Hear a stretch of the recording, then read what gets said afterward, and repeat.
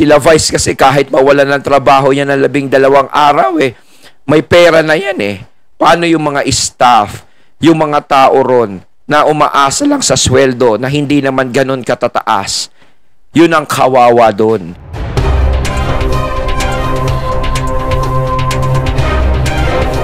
Ayon, what's up mga katunay? Ako nga pala si BT at nandito ngayon tayo sa BT Reaction. Ayan, and welcome to my channel, Tunay na Kritiko. Ayan, pasensya na kayong mga katunay kung medyo paus ako ngayon. Usong-uso ngayon to. Siyempre, nagpapalit na ng panahon at alam natin na malapit na ang Pasko ngayon. Ayan masasaya na naman ang mga bata at magiging problemado na naman ang mga matatanda. Ayan, meron tayong panonooring video ngayon, Ito po ay nagmula kay Ders TV. Ayan, sa hindi pa po nakakabisita sa channel ni Ders TV, bisita na po kayo mga katunay. At kung hindi pa kayo nakakapag-subscribe, syempre mag-subscribe na din po kayo mga katunay kay Ders TV. At ang tatalakayin natin ngayon, Ito, si Senator Bong Revilla sinagot ng MTRCB sa 12-day suspension. Sigurado yan ng Showtime. Dumidepensa si Senator Bong sa Showtime. At ito na nga at sinagot ng MTRCB. Alamin natin kung ano yung sinagot ng MTRCB kay Senator Bong Revilla. Pasok! Hello po sa inyong lahat. Magandang araw po. Kamusta na po kayo? Andito na naman ako, ang inyong lingkod na legit Dower Cards na tagahatid na mga legit na kaganapan tungkol sa TVJ. Kaya kung isa kayo sa hindi pa nakasubscribe sa ating channel, i-click nyo na po ang subscribe at bell button dyan sa baba para pag may mga bago akong balita, ay mano-notify po kayo agad-agad. At bago nga po natin simulan ng balitaan, nais ko lamang pong magpasalamat sa inyong lahat sa walang sawa ninyong pagsuporta at pakikinig sa aking mga daily update. So eto na at simulan na po natin ang balitaan at unahin nating pag-usapan itong issue sa MTRCB. So i-recall ko lang ulit yung sinabi ni Bong Revilla or nitong si Senator Bong Revilla tungkol sa 12-day suspension na para bang sinisisi pa po ang MTRCB dahil hindi daw sinasaalang-alang ng MTRCB ang kapakanan ng mga manggagawa ng It's Showtime na no work, no pay. So, i-recall lang natin para mas malinaw yung sinabi po ni Sen Bong Revilla. Sabi niya, sana na-consider ng MTRCB ang kapakanan ng mga maliliit na staff and crew ng show na wala namang kinalaman at kasalanan doon sa nangyari. Sila yung mga no work no pay na kung matutuloy ang suspension ay 2 linggong walang kikitain at kakainin. I think lessons have been learned. Kung nagkaroon man ng pagkakamali, ang kasalanan ni Juan ay hindi kasalanan ni Pedro. So I hope we don't punish those working hard day and day out just to eke out a living. So sa sinabi po ni Sen Bong Revilla dyan, parang nasisisi po ang MTRCB, hindi lang parang talagang sinisisi po palang MTRCB na para bang kasalanan po, pagkasalanan ng isa, huwag idama yung iba na mga inosente sa kasalanang yon. Ngayon, narito po ang sagot ng MTRCB sa binitawang salita po ni Sen Bong Revilla na kung saan naungkat pa nga po ang seryosong usapin ng ABS-CBN sa kanilang manggagawa. So, Tagalogin natin itong sinabi po ng MTRCB. Sabi dito, ang desisyon ng Movie and Television Review and Classification Board or MTRCB na suspindihin ang It's Showtime at ang no work no pay issue ay 2 magkahiwalay at magkaibang usapin. Tama. Ang pagsuspinde sa katunayan ay binigyang diin ang mas malawak at mas mahigpit na usapin ng kontraktualisasyon sa loob ng industriya ng entertainment. Ang issue ay nararapat ng taus-pusong atensyon mula sa producer. Ang kagawian ng producer o management na hindi gawing regular ang kanilang mga empleyado kahit na 6 na araw sa isang linggo ang palabas ng live sa loob ng mahigit 1 dekada ay nagpapakita ng mas malaking problema kaysa sa 12 araw na pagsuspinde ng palabas. Ayun, yari na. Sabi pa dito, taos puso kaming nakikiramay sa mga masisipag na individual personal na maapektuhan sa nasabing or sa sandaling magkabisa ang pagsususpinde. Gayunpaman, naniniwala kami na ang kawalan ng kakayahan ng pamunuan na magbigay ng regular na trabaho ay hindi dapat humadlang sa tungkulin ng MTRCB na panindigan ang mandato nito sa pag-check ng ethical na pagsunod sa kanilang pagsasahimpapawid ng alinmang kumpanya ng produksyon or network ng telebisyon alinsunod sa Presidential Decree No. 1986. Ito ay nananatiling prerogative ng producer management na suspindihin or parusahan ang airing host ayon sa kanilang inaakala na angkop na naging kaugalian ng iba pang noontime show dahil ang mga host ay lampas sa hudikasyon ng huridikasyon ng MTRCB. So tama po ang MTRCB. Ayan pinaliwanag na ng MTRCB yung tungkol doon sa sinasabi ni Senator Bong Revilla na bakit naman idadama yung mga ibang trabahador, isa lang naman o dalawa ang may kasalanan doon. At ito, sinagot na nga nila. No? Siguro naman, hindi rin naman kasalanan ng MTRCB kung ano man ang nangyayari. Dyan sa Showtime, no? Sa pagkakasuspindi nila.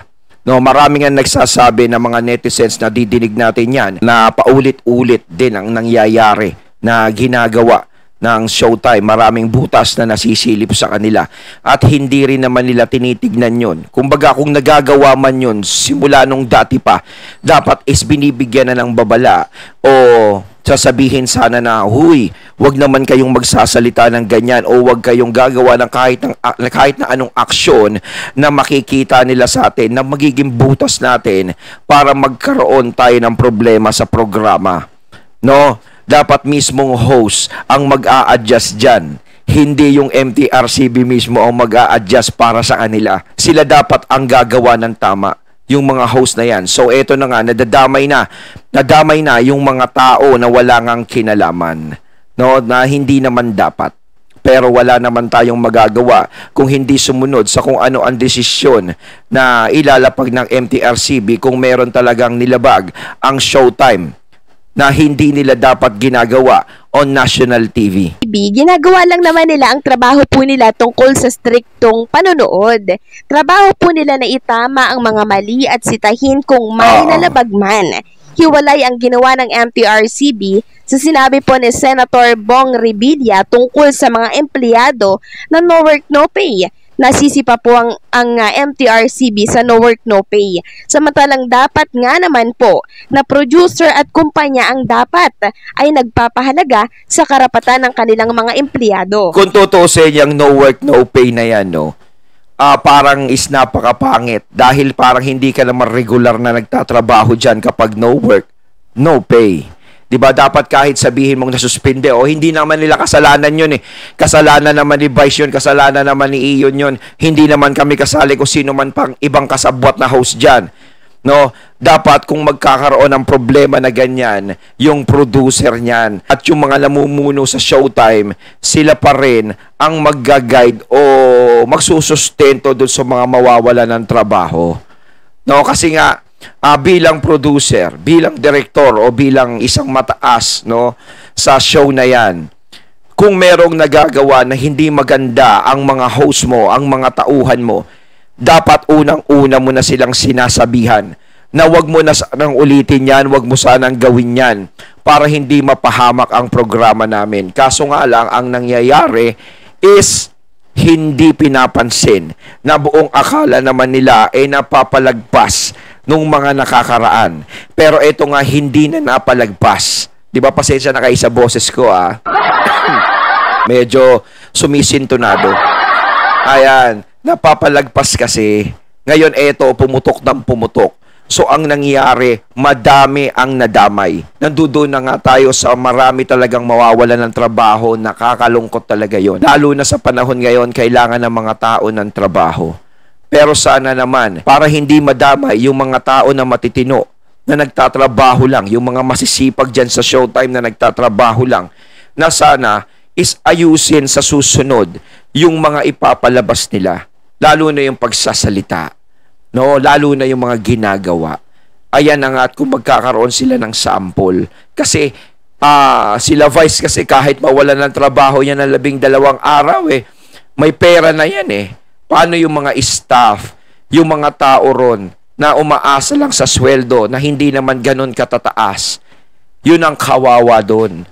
No, sana tinitignan din naman ng mga taong gumawa ng hindi maganda kaya sila nasuspinde yung mga kasama din nila na maliliit na sana wag na natin gawin to kasi kawawa din naman yung mga kasama natin.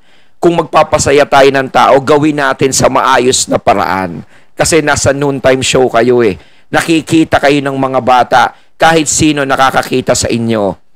Kailangan inaayos nyo kung ano ang programa o segment na inilalabas nyo, bawat kilos nyo, dahan-dahan lang.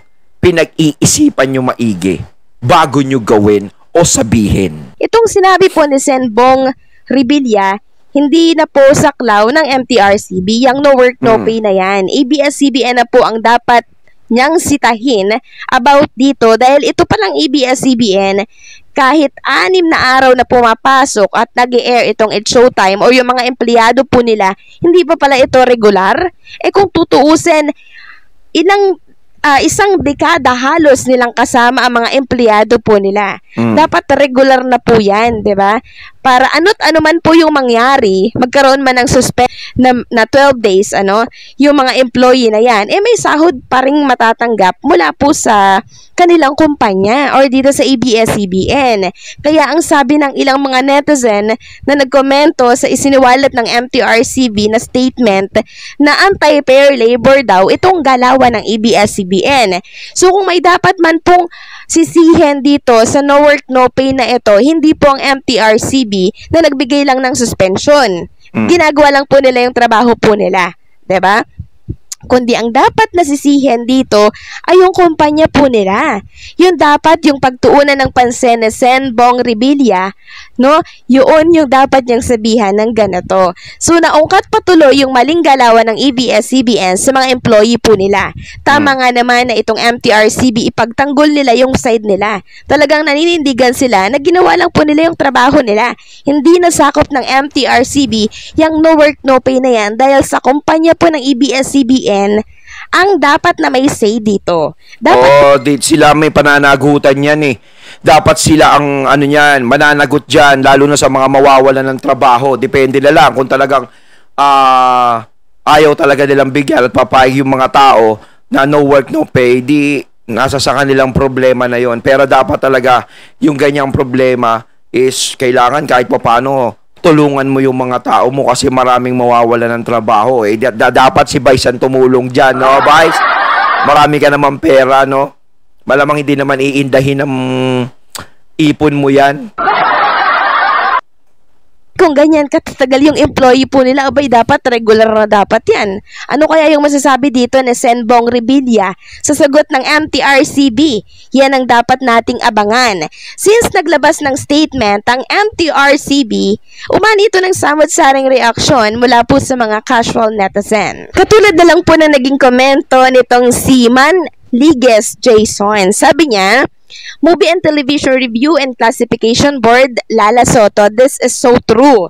ABS-CBN, wag nyong ipasa sa MTRCB ang problema nyo sa mga empleyado nyo. Dahil responsibilidad nyo ang mga empleyado nyo. Ginagawa lang ng MTRCB ang trabaho nila ng patas. Komento naman po ni Jose Reyes, nako violation yan. Unfair labor practice. Hindi ba alam ng ABS-CBN at ng producer ng It's Showtime na ang anti-fair labor ay isang offense ng civil rights pati criminal offense din? Dapat ipatawag na ang National Labor Relations Commissions at Department of Labor and Employment or DOLE para masampulan mga ito. Nako, another violation na naman pala ito. Pero tingin ko ipagtatanggol talaga ni Senator Bong yan kasi nga siyempre nasa GMA 7 si Senator Bong. Alam naman natin yan mga katunay. At ang Showtime ay nandiyadyaan na rin sa GMA 7 nasa management ng GMA yan. No? Kaya medyo dedepensa ni Senator Bong. Kaso nga lang yung nangyari nga, no? Is may katwiran din si Senator Bong kahit papaano na maraming mawawalan ng trabaho. Pero may katwiran din ng MTRCB kung bakit nila gagawin yun. At tama ang MTRCB, hindi nila problema kung ano man ang mangyayari sa showtime nga, sa pagkasuspinde. Ang may problema dyan is yung may hawak ng programa na yan, na dapat matagal na nilang inayos. Ibig sabihin nung inayos, yung pinagsasabihan mo ng paulit-ulit ang mga tao mo na huwag gagawa ng ganyan dahil magkakaroon ng malaking problema yan sa ibang tao na nananahimik na hindi kasali kung ano man ang issue o sabihin na hindi maganda dyan sa programa na yan. Nagkataon. Komento pa po ni Mamarites Orduha, hindi yata marunong rumespeto ang kumpanya sa mga tao. Anti-pair labor yan. Malas naman, anti-pair labor pa talaga ang naging dahilan. So, ayan, nasiwalat patuloy ang sikreto or baho po ng ABS-CBN tungkol dito sa 12-day suspension na ito.